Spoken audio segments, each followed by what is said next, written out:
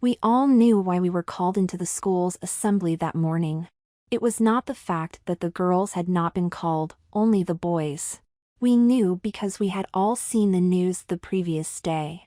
Today in Parliament finally passed the Realignment of the Sexes Act by a majority of 4, and moves are already afoot for Operation Bella to be launched in schools tomorrow. This new law had been argued about in Parliament for months, if not years, though we never sure quite whether it would happen. We joked about it in the football team though. "Hey, Steve, got yourself a bra yet? Hey lads, this must be Andrea." Not that Stephen Jacks or Andrew Westman were likely girls, but we were all subject to some of the teasing. It all started before we were born, of course. There was this drug that a lot of men took so they could be sure of having sons. Y selection factor they called it. My mum never really explained why this was such a big deal then, and she said my father never took it anyway. It had started in America, but it was only 6 months later in early 2002 that the drug reached the UK, and my generation was the first set of British kids to be affected. Result was in my year of 150 pupils, over 100 were boys. In the US they realized something had to be done, and so the GBRA or Gender Balance Restoration Act was made law. There was plenty of argument about the rights and wrongs in Britain. Now we knew which side had won, and we had got our version. We were all Year 7 students by this stage, aged 12 to 13, so the onset of puberty was imminent.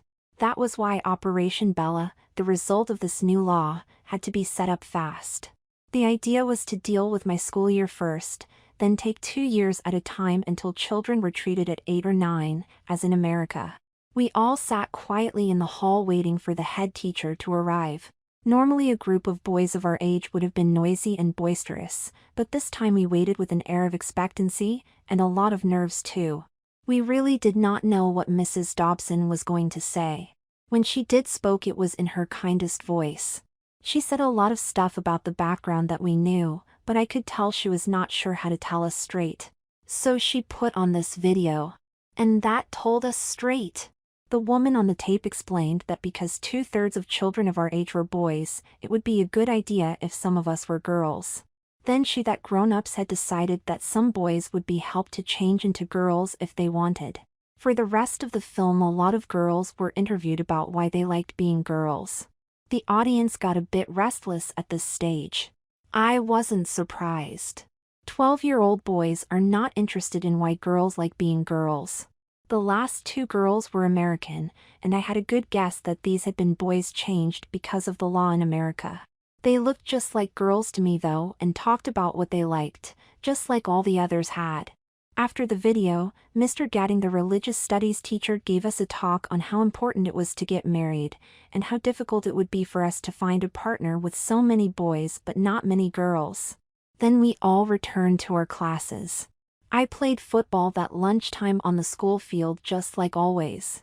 I had been in the school team for my year, as the right back, until Darren Collins in Class B7 had got a bit stronger and better than me. I needed all the practice I could get. Before afternoon class a piece of paper came round announcing a meeting after school for all boys who want more information about the video this morning. That is what the note said.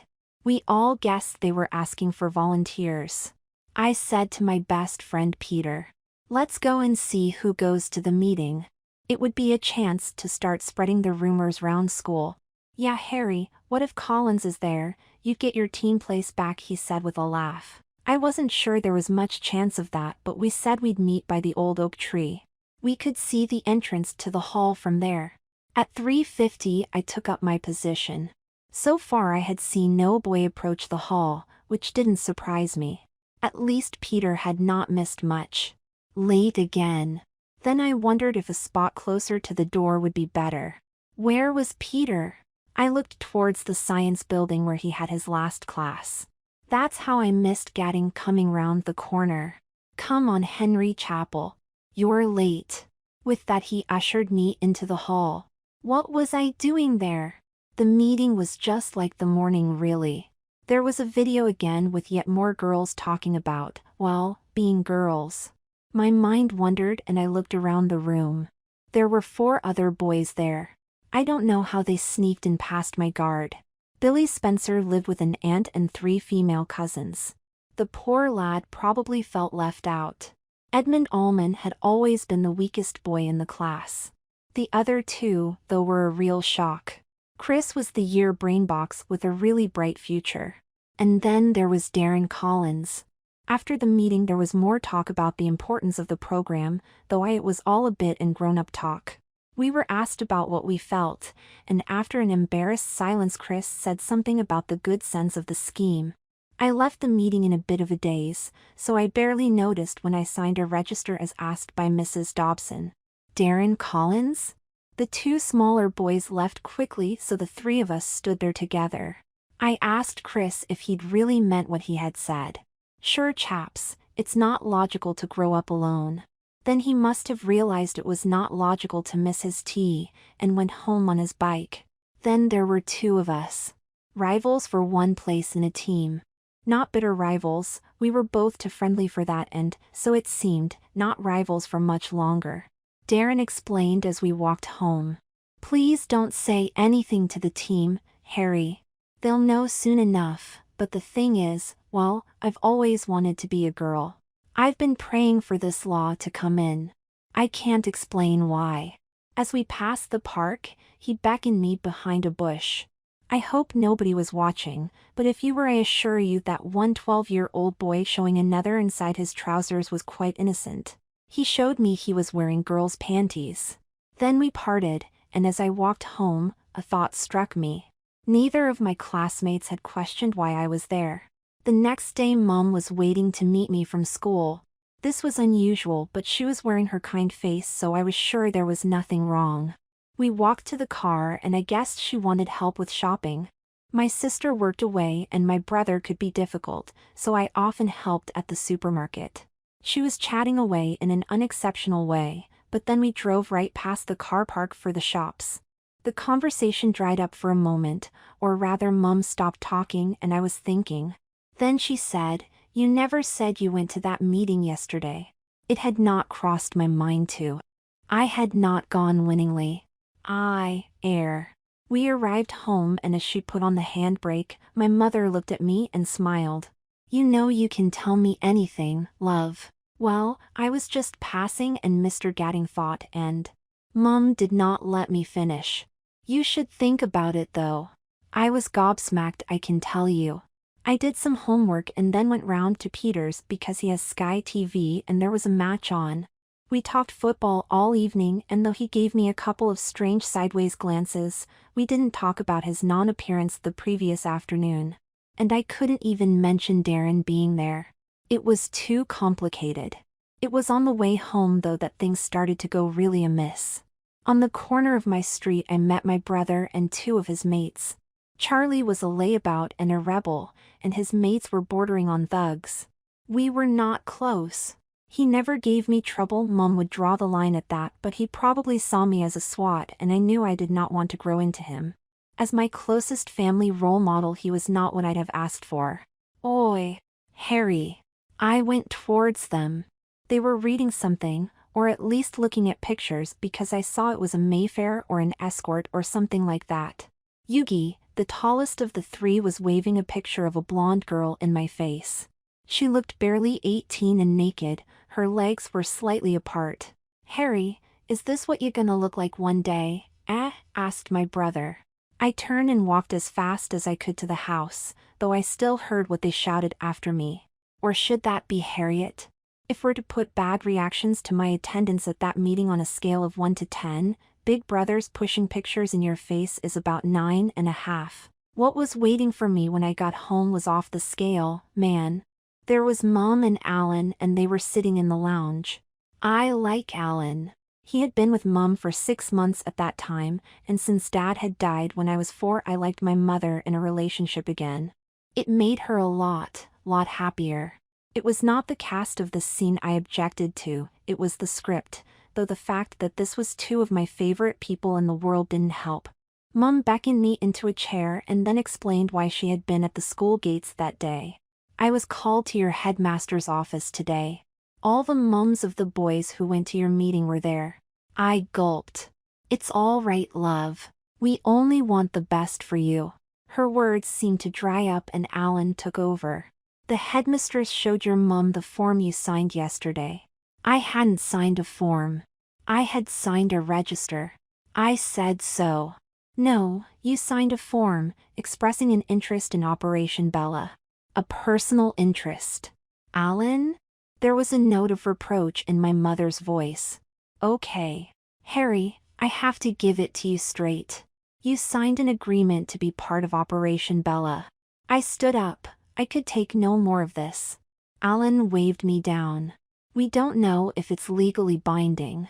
It can't be. I felt desperate, but I was trying to keep it out of my voice. What we do know is that the two together will be very hard, and very expensive, to get out of. Which two? I was losing the plot. Fast. Harry, dear. Oh, I feel I've made a terrible mistake. Your mother was given a form to sign saying she accepted your wish. You signed it, Mum? Mom. I thought it was what you wanted, love. I thought I was showing my love for you. You might have asked me first. I stormed upstairs a little later. Mum came to my room. I sensed her placing some leaflets in on my desk. Mum, was all I could say through sleepy eyes. She sat down on my bed. We'll talk about this more, love. But you have to think about it. Mrs. Dobson has explained to you how your chances of finding a girlfriend or wife later are quite small when there are twice as many boys as girls. And the idea of you turning like Charles, oh look, these are big things to talk about now. See you in the morning, love. Get some sleep. But I was wide awake now. When I heard her bedroom door shut, I turned on my light and went to the desk. For an hour or more I was lost in study. The amused curiosity of recent weeks has now become a matter of urgency. The first document I picked up was the form I signed. I had held out a hope that it had been a trick, that my signature had been transferred by computer or some other way from something else. But I recognized this form now. Though I hadn't been paying so much attention when I signed it, the pale yellow background and the dark borders were now familiar. Had the other boys read the document and then signed? Though the layout looked like a proper form, the words used were quite simple. They said, I agree to take part in Operation Bella. I have been told and understand that for the good of the country some boys will have to become girls. I am happy to be one of these boys. By signing below I consent to have a course of injections that will make my body more like a girl's, then later to have an operation that will make me exactly like a girl. I accept that at some point soon the law will say I am female and that for the rest of my life I will be a female. Signed, Harry Chapman. Then I picked up the form Mum had signed. It was written a lot more officially, of course, but I picked out a few lines. It said things like, I hereby accept my son's desire to undergo gender transformation and I promise to give all the support necessary for this difficult process. Then near the bottom it had penalty clauses. From what I could make out, Mum could go to prison if between us we went back on the agreement. There were a couple of other leaflets about how things would happen. I was getting tired again, so I read through them quickly, then found something called a time plan. This said that the treatment could start in 3 weeks, but this had been reduced to a week because at 12 puberty might strike any time. Then it gave how long it should take before a name change was a good idea, and how long the whole process would take. A name change? The whole process? I'd kind of got used to Harry, though I'd never been keen on Henry. And what the whole process meant I didn't want to think about. As far as I could tell, my mom was going to prison. Or I was going to be turned into a girl. I had a hard choice. If it was going to be my choice, that is. The next day at school was quite strange. The word must have got out that I was at that meeting. People seemed to be keeping their distance from me, but nobody was openly hostile. Then as I was preparing to go, I saw a small group crowded around Darren. This was it. They'd take him first, then they'd come for me. I might last until tomorrow if I was lucky. Maybe I should not wait. I should go and help him now. Then I realized they were all shaking hands with him. And heading towards me. It was Stephen Jacks who spoke first. I think you've been very brave, Harry. Yeah, it's kind of a sacrifice, said Andrew. I suppose he saw it as a relief for him, but I'm sure I noticed respect in his voice. We girls will give you advice if you like. I hadn't seen Allison, a small girl at the side of the group. They all shook hands with me as they had with Darren. When they left me, he came over and he was clearly excited. "Isn't it great, we're going to be girls," he said.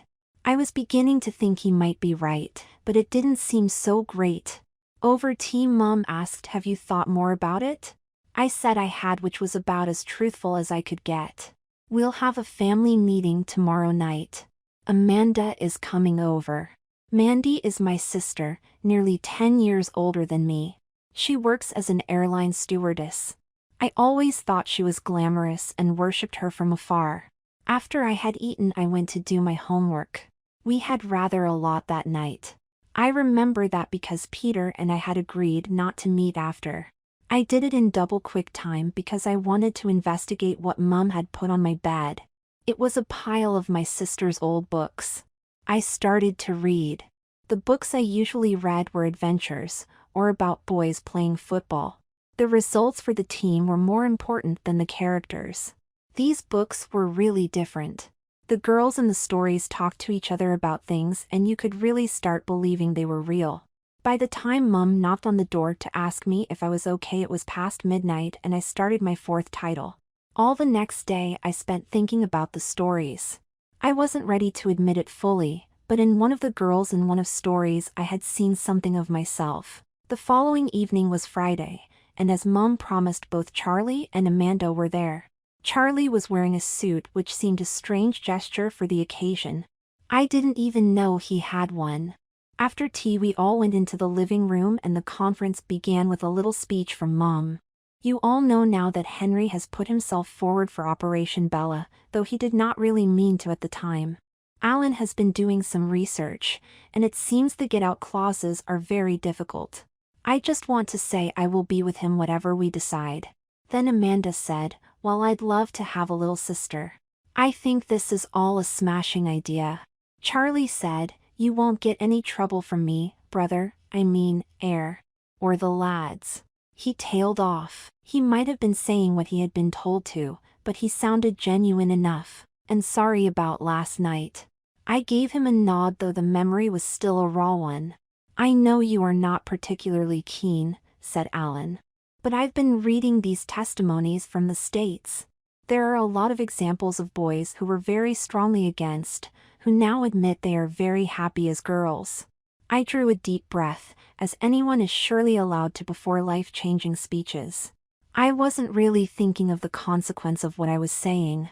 I got the family into this, so I can hardly expect anyone else to get me out. I've been reading those books and the leaflets, and today I watched the girls in my class and I wondered, and it was time to get it over with. I will do this. I will let them turn me into a girl. The family all cheered, but I felt drained. In the morning, when I had recovered my strength, the whole family started making plans. Mom said that for what I was doing, the whole of the country were going to be grateful, so the least my family could do was make a real fuss of me. A calendar was drawn up, and with the help of the time plan leaflet we wrote on when various stages that I would go through and on what dates. It was now September 24th, 2016. I would start counseling almost straight away, and blood tests would be needed so my injections could be worked out. Dates were written on as to when I would start wearing more feminine clothes, when I would start attending school as a girl, when the whole process might finish. Though I helped by writing most of it on, my head was in a whirl. Then we went shopping, just for groceries. I helped as usual, but I could tell Mom was treating me a little differently. Usually she would send me off on errands for this and that, but that day she kept me by her side and asked my advice of what we should buy. For the rest of the weekend I read more Mandy's old books and watched some TV. Then on Sunday afternoon I knew there was something I had to do. I found my brother watching motorsport. "Charlie, can you do something for me?" When I explained what it was I wanted, and why, he winked at me and went up to his room. Moments later he knocked on my door with a pile of magazines.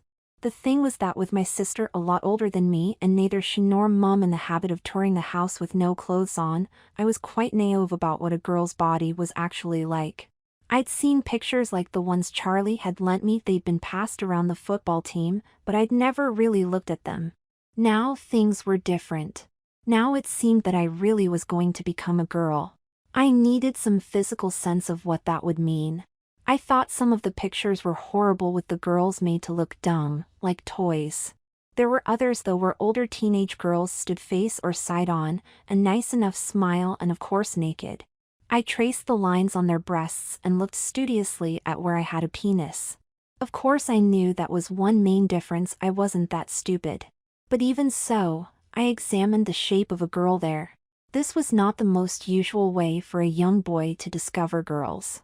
In the evening we had another little meeting, just Alan, Mom and me. Alan brought out a booklet. This came in the post yesterday morning with the letter confirming your first appointments. He showed me the cover, A Parent's Guide to Operation Bella. There are a few suggestions here. I'm not sure you'll like all of them, but I think it's best we follow them as closely as we can. I nodded, wondering what I was letting myself in for. I saw Mom had a parcel by her side. It says that you should not rush, but that time is quite short. It makes a point I didn't agree with at first, but I understand now.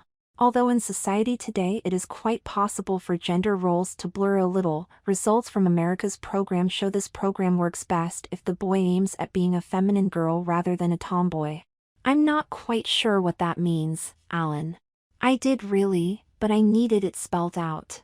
It means if you throw yourself into this and not hold back, you'll accept yourself more quickly. I wanted to say something, but the words would not quite form on my lips. I see what you mean. I'm just not sure That's okay, Harry, said Mom.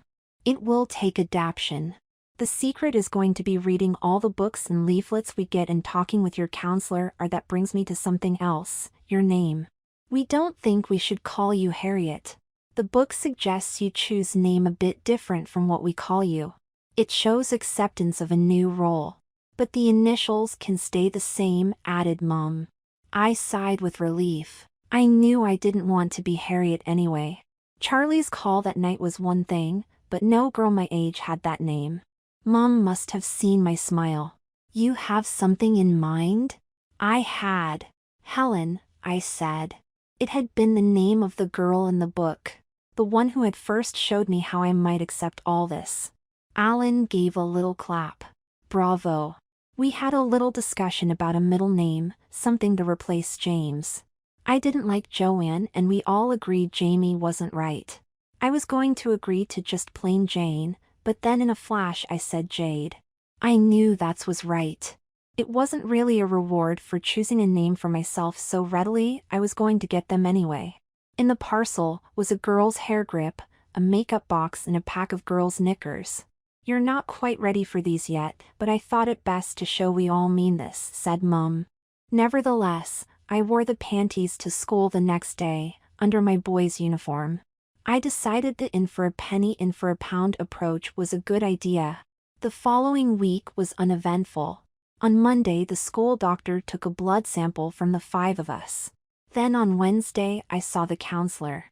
She was okay, just got me talking about myself. Don't feel you have to put on an act, love, she said. The 5 of us formed a little group, though the 2 smaller boys were quiet and Chris seemed happier to be studying.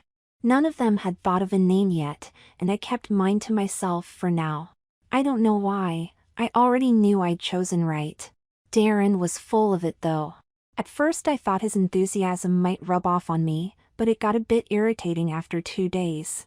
First he was going to Karen, then Diane. Then he admitted it was anything but married because that's what his dad had chosen for him. After 3 days of this I asked Peter if I could join in the football again. He wondered why I hadn't so far. I knew it would have to stop soon if I was going to keep my promise, but for a week or so? That would do no harm. For a while life became routine again. I had injections every Friday and counseling sessions every Wednesday. Every second Monday there was a support group for parents and assignees. I had little battle with Mom over magazines. She wanted to replace my Shoot with something called Sugar. In the end we compromised. I would read Shoot and J17 for a while. I think it was unspoken that this was for a limited period, and Mum asked if J17 wasn't perhaps a little too old for me until Amanda had told her that all girls read mags that are meant for 3 years older. I remember the first week when both magazines were delivered. I started off with the best intentions and opened the girls' magazine first. I studied the entertainment pages, which had gossip that wasn't very entertaining, read the horoscope, then studied an interview with the latest boy band sensations, Torn Apart. You remember them? Weren't very good, were they? I looked into their eyes to see if I could see anything I'd not seen before. I couldn't. Then I read Shoot from cover to cover. Then I went back to J17 and cut out all the articles about makeup and stored them in a shoebox. I was saving them for later at Mum's suggestion. It wasn't that I was going back on my promise. I had grown used to the fact that I was changing. It was just that I didn't feel much like a girl yet. I followed the news regarding Operation Bella. Most schools had more than 5 boys changing, though a few had found no volunteers. About 5% only of my age group had volunteered, and it was agreed that next year there would have to be boys forced to take part. I went to support meetings and saw my counselor and took my injections. Every few days Mum and I would look at the chart. The more serious moves seemed to be getting seriously closer. As November passed, I did spot one thing that was curious. Time spent reading Shoot declined, and I was finding more in the J17 I found interesting. It was a gradual thing, really. I never really noticed when the news from Chelsea got boring and I wanted to know more about fashion tips. Also, I can't quite remember when the last time I joined the guys for playground football was, except that it was after I told Mum I had stopped.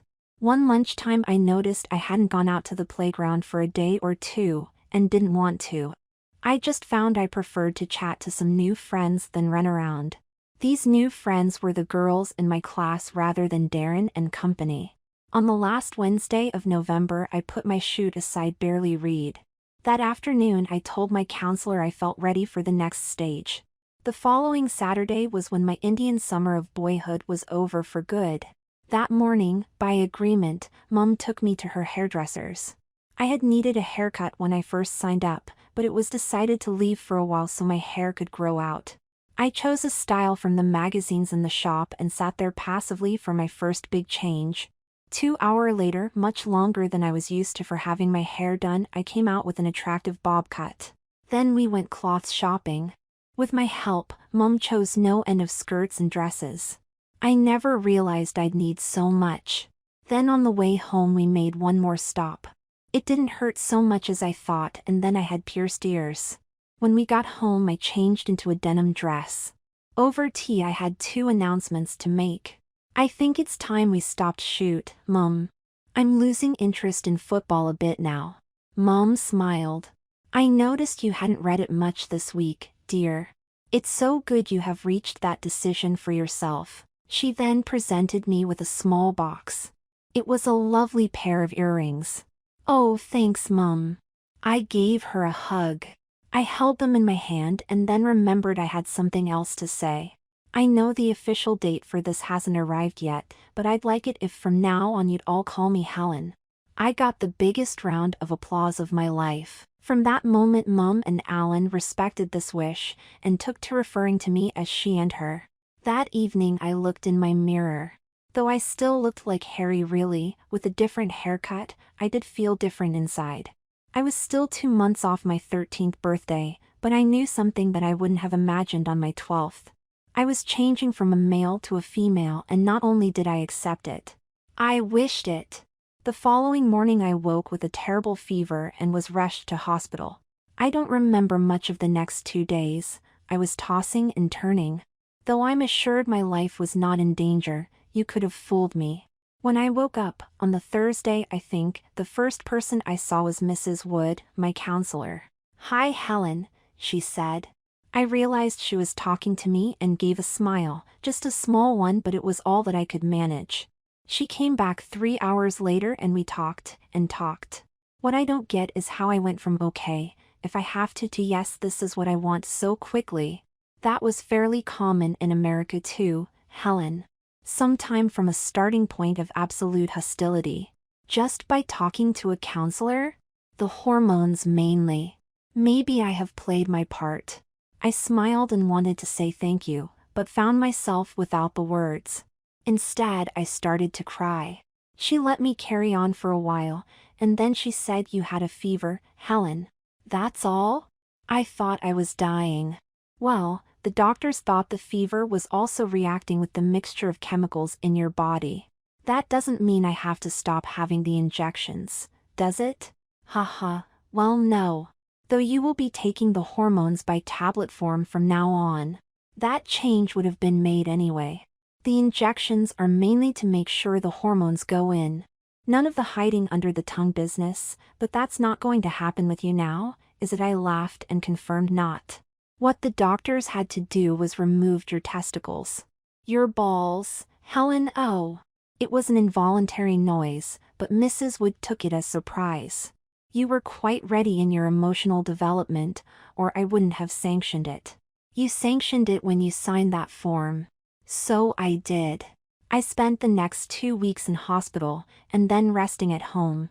I might have been well enough in some circumstances to return to school, but when I did it was going to be a grand entrance. So I read a lot and tidied up my room. Well, cleared out my room really. A lot of things were thrown out and the room was redecorated. Your child's room should be redecorated in an unambiguously feminine way, said the Parent's Guide to Operation Bella, and I went at it with gusto. All bed linen and wallpaper was replaced with delicate pinks. All rock music and fantasy posters were replaced by pictures of kittens and horses. Yes, horses. These were things I'd have certainly turned my nose up only 3 months previously. Now, they just reflected the way I felt about myself. Then, as a joke, I put up a picture of Adam Nielsen, not the lead singer but the best looking out of Torn Apart. Then when I saw it there I liked the look he was giving me, so I left it up. Still hated their music though. My ballsack certainly felt curious, and first of all I'd hold it between my fingers, just getting used to its emptiness. But soon my body asked me to get used to something else. With no testosterone my tablets had their way.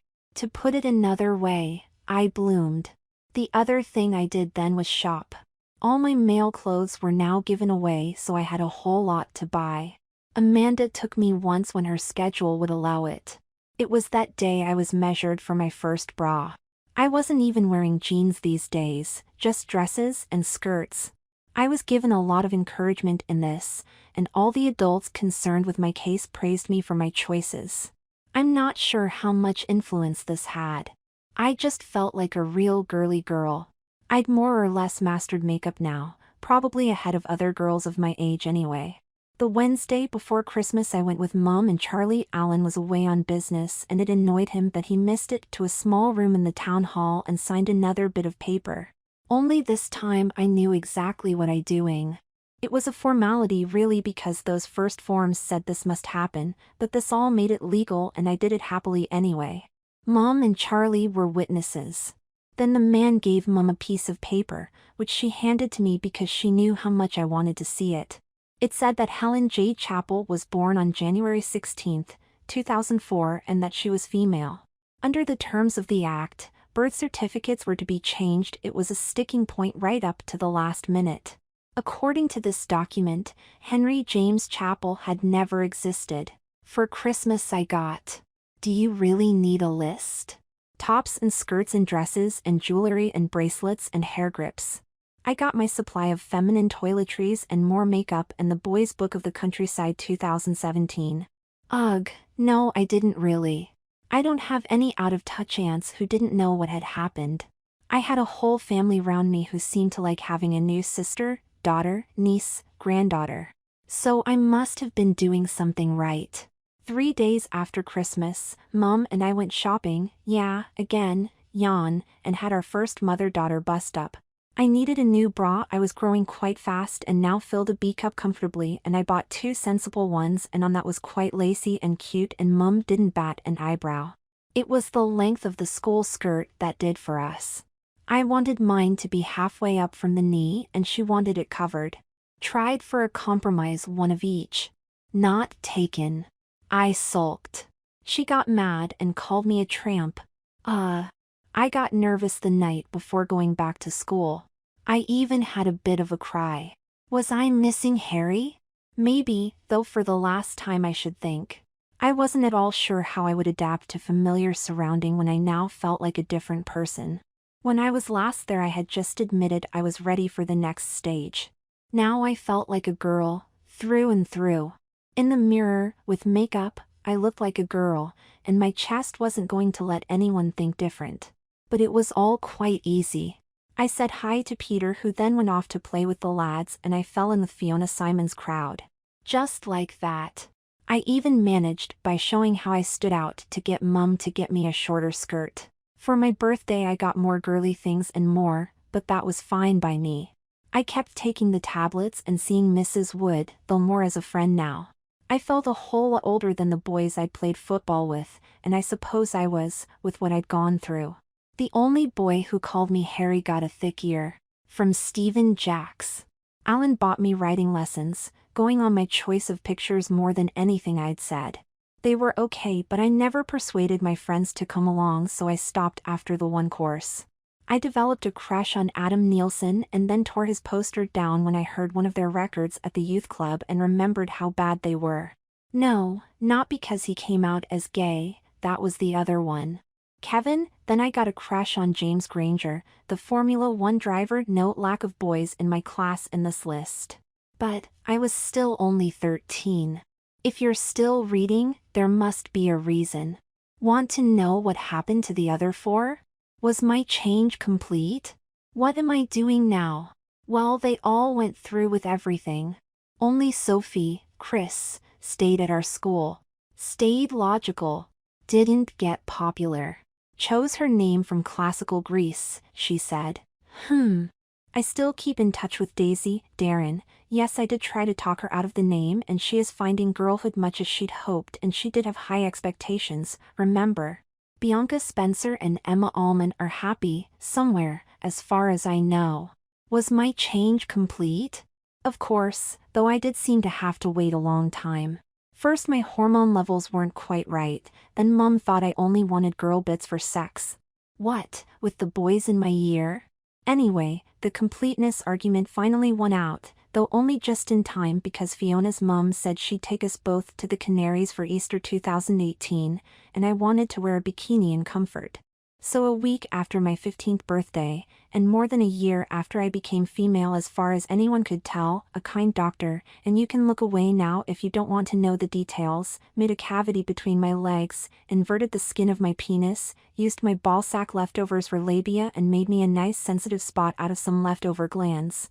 Just so 2 out of 3 boyfriends I might have can fail to find it. How sweet. When everything had calmed down swelling-wise, a rather fussy nurse pointed out me where I could find my vagina and clitoris, then she took me to the ladies and stayed in case I couldn't work out how to pee. But I had to laugh. Sitting there I felt so happy and complete. My face sort of filled out. Okay, I paid some money, your money, for a man to change it a bit. I suppose I do look a bit like one of the girls in our Charlie's mag, the one he showed to his brother Harry. But I did turn down Mayfair's offer when they were planning in Bella Babes. So you'll have to imagine me nude. Long blonde hair, 19 years old, 30-60 chest. No, that's it, boys. Quite enough detail. Mrs. Dobson said I was a credit to the school and to Operation Bella, which was kind. When I qualified to do English at Oxford, Sophie is doing her classics at Cambridge. Thank God, she put my name forward as an ambassador for OB. It's still running though the percentage of boys who have to take part is falling away each year. Y Factor lost its appeal when a possible trace on it was found, and in 2025 the whole thing will have had its day. So in this year off my job is to visit boys who have just been forcibly assigned and help to soften the blow. It can be a bit traumatic sometimes, and there are some stories I can tell, but they will have to wait for another time. I do feel I'm the woman for the job though. I feel exceptionally natural as a female. I'll do it for 9 months and then my rewards in the summer will be, and this is me as guinea pig again, to be the recipient of a womb and ovaries transplant. A woman I do not know, and who doesn't want kids, is the donator. It's a bit of a first for this country, but I'm game. Oh, and I want kids. And when I make the news, remember where you heard the name first. Helen Jade Chapel. Post-scripture medical history was made today with the first birth given by an Operation Bella woman. Helen Emery gave birth to a 7-pound boy named Simon Henry. Mrs. Emery, the former Helen Chapel, met her husband Ian while working on this paper. Mother and baby are both doing well.